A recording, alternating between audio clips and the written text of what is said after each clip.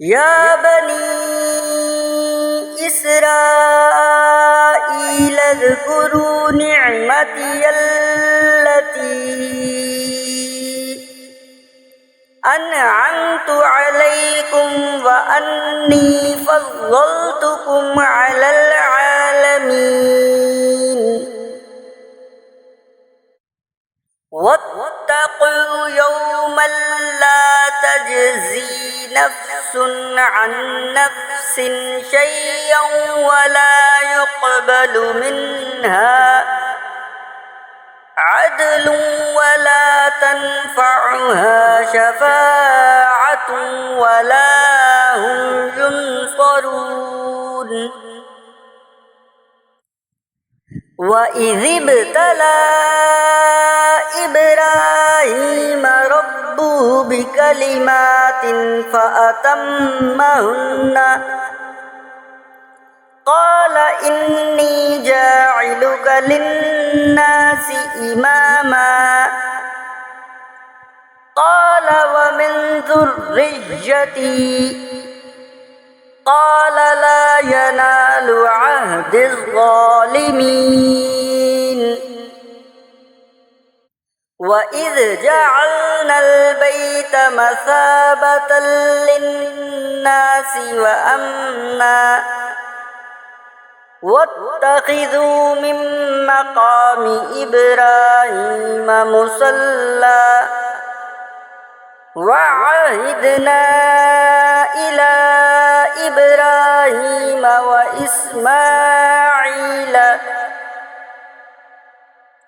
أن طهر بيتي للطائفين والعاكفين والركع السجود وإذ قال إبراهيم رب اجعل هذا بلدا آمنا وارزق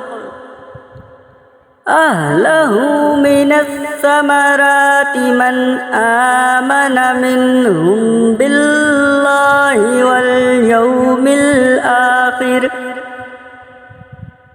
قال ومن كفر فأمتعه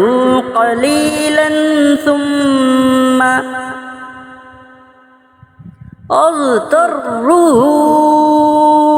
إلى عذاب النار وبئس المصير وإذ يرفع إبراهيم القواعد من البيت وإسماعيل ربنا تقبل منا إنك أنت السميع العليم ربنا واجعلنا مسلمين لك ومن ذريتنا أمة مسلمة لك وأرنا مناسكنا وتب علينا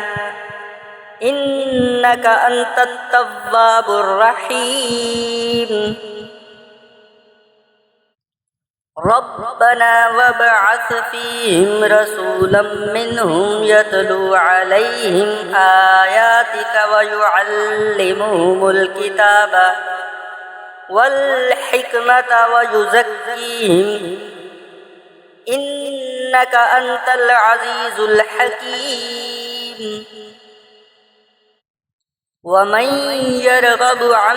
ملة إبراهيم إلا من سفه نفسه ولقد اصطفيناه في الدنيا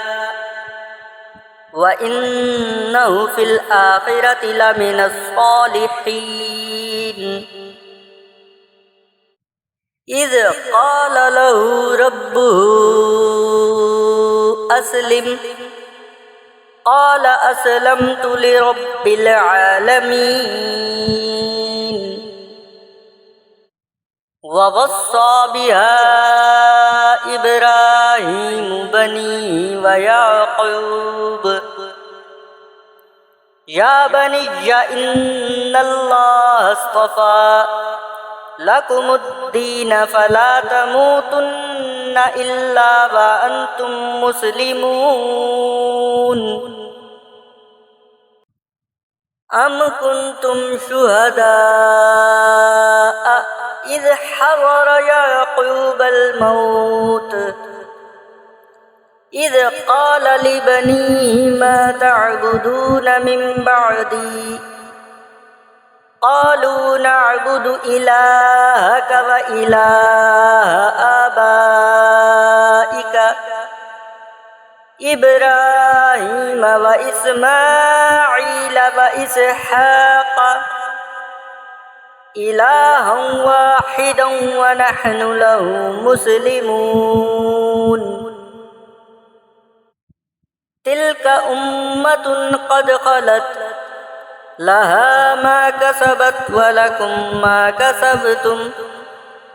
ولا تسألون عما كانوا يعملون وقالوا كونوا هودا أو نصارى تهتدوا قل بل ملة إبراهيم حنيفا وما كان من المشركين قولوا آمنا بالله وما أنزل إلينا وما أنزل إلى إبراهيم وإسماعيل وإسحاق ويعقوب والأسباط وما أوتي موسى وعيسى وما أوتي النبيون من ربهم لا نفرق بين أحد منهم ونحن له مسلمون فإن آمنوا بمثل ما آمنتم به فقد اهتدوا وإن تولوا فإنما هم في شقاق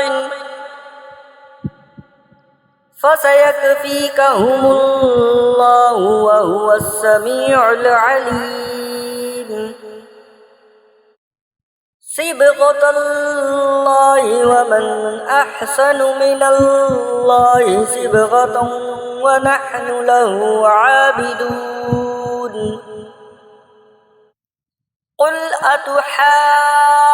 أتحاجوننا في الله وهو ربنا وربكم ولنا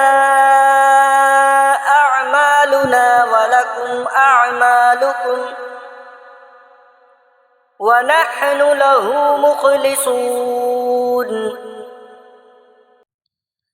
أم تقولون إن إبراهيم وإسماعيل وإسحاق ويعقوب والأسباط كانوا هودا أو نصارى قل أأنتم أعلم أم الله ومن أظلم ممن كتم شهادة عنده من الله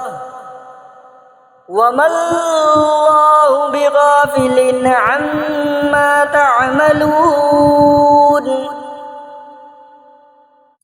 تلك أمة قد خلت لها ما كسبت ولكم ما كسبتم ولا تسألون عما كانوا يعملون